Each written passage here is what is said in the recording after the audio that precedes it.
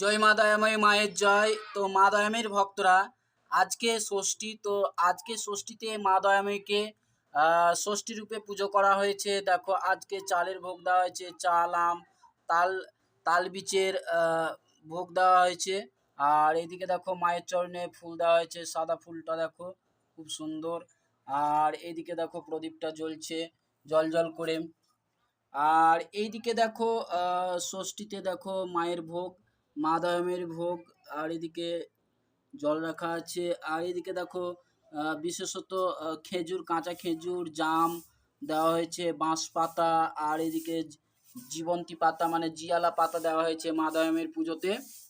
মানে আজকে মা দয়াময়ী ষষ্ঠী রূপে পূজিত হচ্ছেন।